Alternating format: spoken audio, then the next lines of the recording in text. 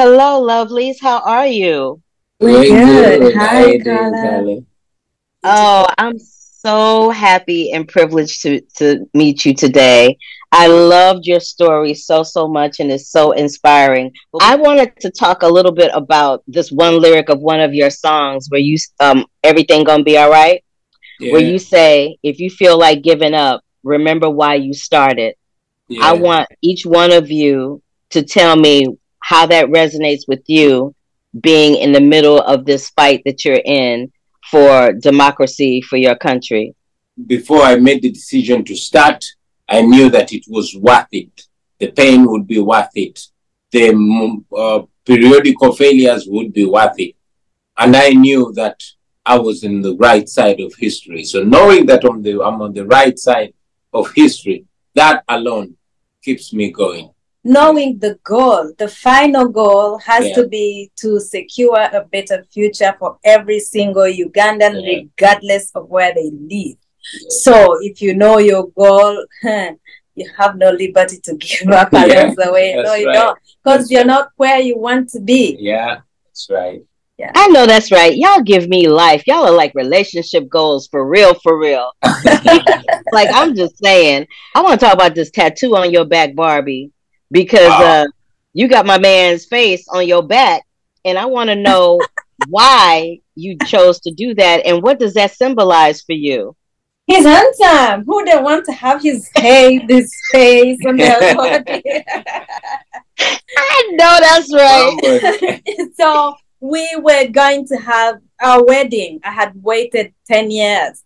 He had promised me in the beginning and said, I'll give you the best wedding of our lives. It will stay in history. The world will remember it. And when it happens, nobody will beat it for the next like 30 years.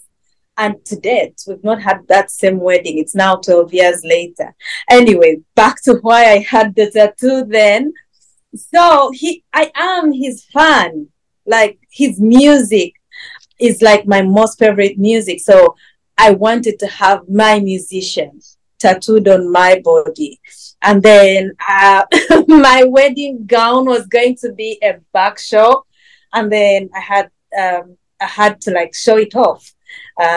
So many reasons. Just first of all, to remind myself that I have this superstar who I am so much of a fan of on my back, and then to also keep this image, because the tattoo I have on my back is not who he looks like today.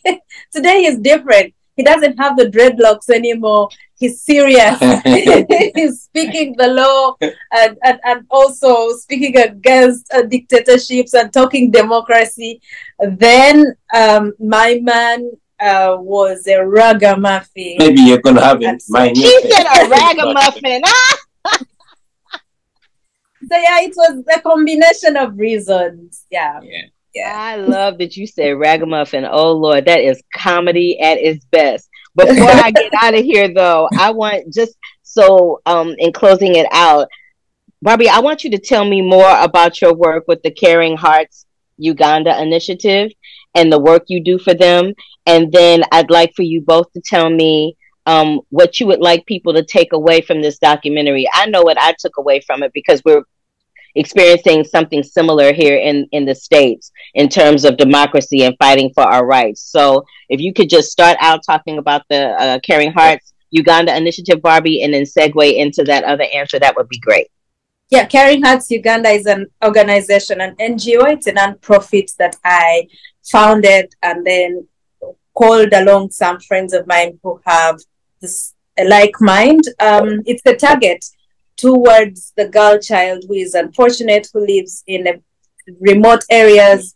But the main reason is to keep them in school. So we teach them about menstrual hygiene, because we know that 60% of girl child school dropouts are drop out of school because of lack of materials to use when they are in that time of the month. So we want to teach them menstrual hygiene, teach them how to stitch their own reusable sanitary pad, so that if they go home, they use the materials around them to make a sanitary pad that they can use and stay in school the whole term. Because we have a problem of early marriages. So the parents, when they see these girls miss school for those 5 days, they marry them off. They know they have grown up. It's a signal to show that they have grown up. So they sell them off for as simple as a cow or a goat or a few baskets of grain. And then we have very many young mothers in the country, uneducated. And of course, an uneducated mother raises a child who they never educate. So we want to like deal with that vicious cycle of ignorance and lack of education back home. So we deal with menstrual hygiene to make sure that every girl in a remote place stays in school, gains an education. So they are married at a time, they're happy to marry, and they raise children who they can look after and also educate. So it's because of where I grew up from. In the village where I come from, I am among the lucky ones who went to school. Most of my friends were married off at 12 years. I'm just lucky because my parents were educated. My mother is a doctor, so she was educated. She made sure that I went to school. Growing up, I said, when I grow up, I'll use my platforms, however small they are, to advocate for these girls and also do the little I can to make sure every girl in a remote area is educated and stays in school and marries when they want, if they want, and then that they raise a generation and a better Uganda of educated children. Thank you for that program. What do you guys want to tell people about how we can help here in America to further your cause there in Uganda? We want to be part of the world community, want to relate with the United States as equals, and they can help us by, helping our democracy grow, not our democracy to fall. There are so many, immigrants that come to the United States and make the American population uncomfortable. But that begins from the mismanagement back home. So if the United States can be helpful to us to maintain our democracy by not sponsoring dictatorship, that would be helpful. That can only happen when the American voters like yourselves reach out to their congressmen and women and ask them to change the policies to Uganda. That we believe can be changed, and for us, it will be a liberation done. Thank you both so very much for giving me your time today. You give me relationship goals. You give me life goals. I want you all to stay safe because you're important and we need you. And please know that each day that you're doing this, it is going toward a greater good. Please don't ever give up. Thank you so much. Thank you very much, Carla. Thank you. Bye-bye.